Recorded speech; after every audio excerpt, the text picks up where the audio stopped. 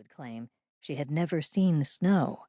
Now she was embarking upon an entirely new life, a prospect that filled her with trepidation.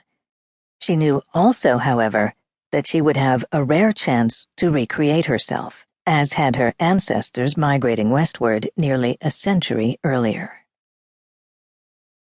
Houses, one of her lifetime obsessions and the gravitational center of much of her fiction, were in Jackson's blood. "My grandfather was an architect, and his father, she once wrote.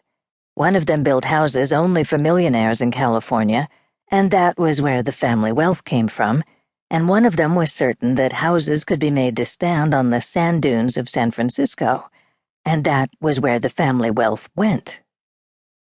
Those first California houses, all built in the 1870s, were known as millionaires' palaces. They were the most opulent residences San Francisco had yet seen.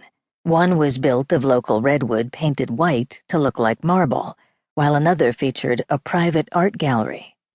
These houses were owned by the men who created San Francisco, the robber barons who struck gold years after the gold rush by investing in the railroads connecting the western United States with the East. And they were built by Samuel C. Bugbee, San Francisco's first architect and Jackson's great-great-grandfather.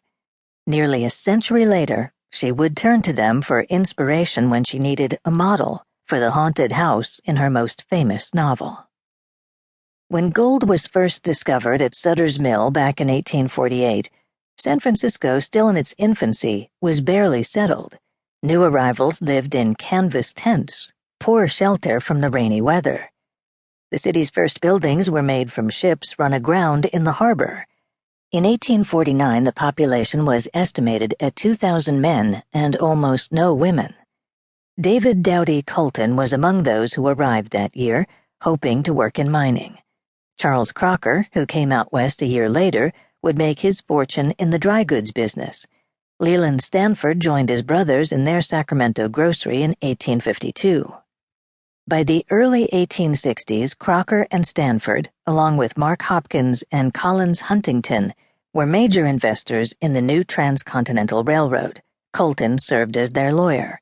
In 1863, they broke ground in Sacramento for the Central Pacific Railroad, which would run east, traversing the Sierras and the desert, to meet the Union Pacific in Promontory, Utah, making the transcontinental journey in 6 days instead of 6 months. Samuel Bugbee came to San Francisco around the same time as the men whose houses he would eventually build.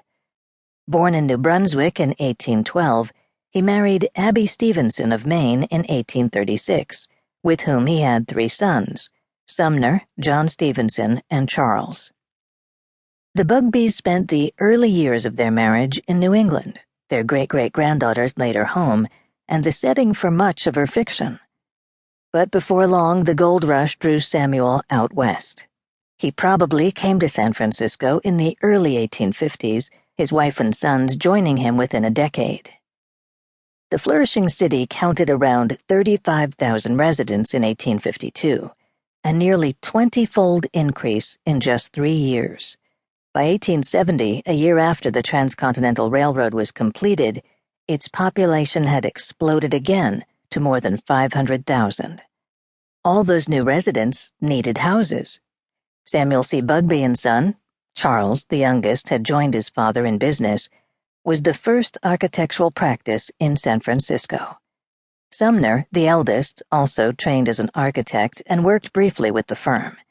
Their office at 402 Montgomery Street was situated prominently in the middle of the business district.